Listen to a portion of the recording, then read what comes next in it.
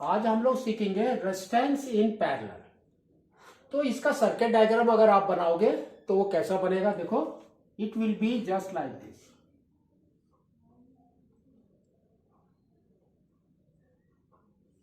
First resistance,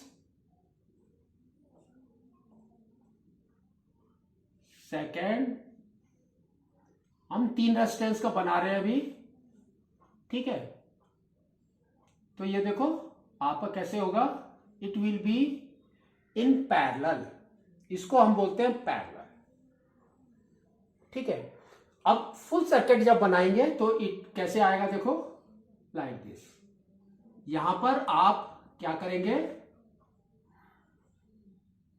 current meter, यहां पर आप लगाएंगे your source. This is positive, negative, ये पॉजिटिव है तो ये भी पॉजिटिव होगा और ये नेगेटिव होगा, ठीक है। And this is your switch. Resistance, this is your R1, ये आपका R2 हो गया, ये आपका R3 हो गया। तो ये आपके पैरेलल कॉम्बिनेशन है, ठीक है ना। तो अब देखो what is the property here, आपकी प्रॉपर्टी क्या होगी यहां पर, that we will write property. तो नंबर 1 प्रॉपर्टी इज दैट, क्या है आपका, voltage remains constant. Voltage remains constant.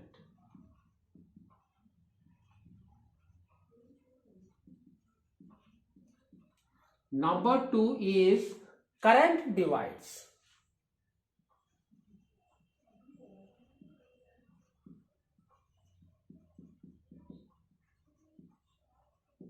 Now you can see, ये देखो ये आपका वोल्टेज है, वोल्टेज सोर्स है। तो जो भी वोल्टेज आएगा तीनों के अंदर सेम वोल्टेज रहेगा। तो we will write here V, यहां पर भी आपका V हो गया, यहां पर भी आपका V हो गया, ठीक है। नाउ करंट डिवाइड होगा, मैंने कहा करंट विल डिवाइड, तो दिस इज योर I। अब ये जो I करंट है वो तीनों में डिवाइड होगा एज पर द रेजिस्टेंस। तो हमारा फॉर्मूला क्या होता है, that is your I is equal to V by R, है ना। तो देखो आपका यहां पर जो होगा वो I1 that is equal to V by R1। Second, this is your I2, current to V by R2, और third is I3 that is equal to V by R3।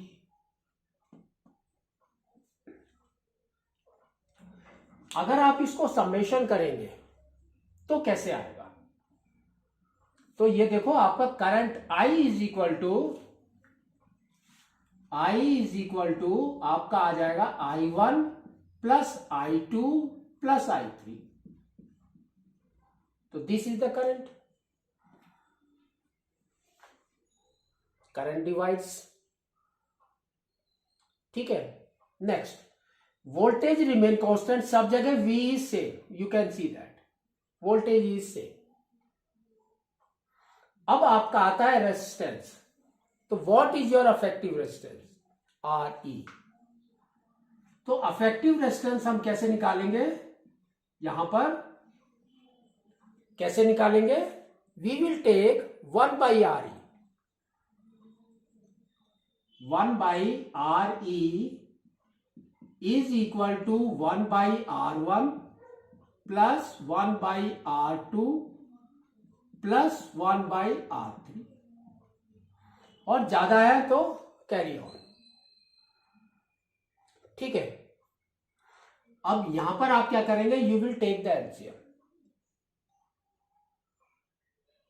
आप एलसीएम लेंगे, LCM will come as R1, R2 and R3, multiply करेंगे, and here it will come as R2 R3 plus यहां पर R3R1 plus R1R2, this is equal to 1/RE।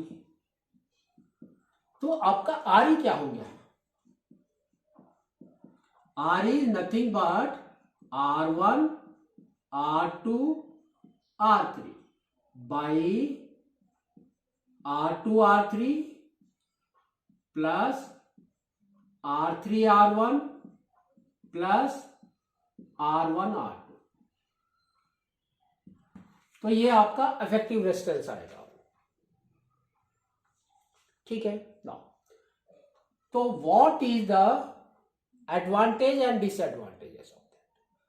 इसके advantages क्या है?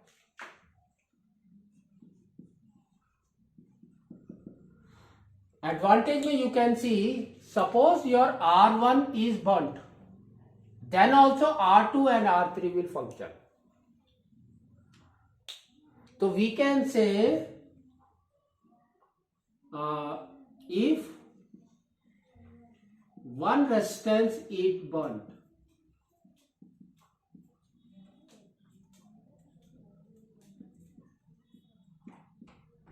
then also other resistance will work.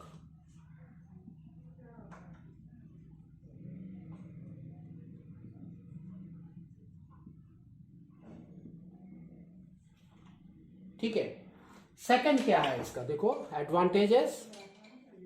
Second advantage क्या है? Suppose आपने R1 लगाया बल्ब, सेकंड दूसरा वाला लगाया fan, and third is your geyser. So you can see, depending upon the resistance, the current will start flow and it will function normal. तो आपका advantage में दूसरा एडवांटेज क्या है आपका? all components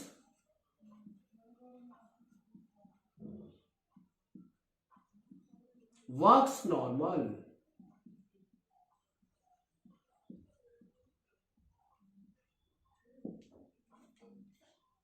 ठीक है। तो इस तरह से आप इसको याद रखो।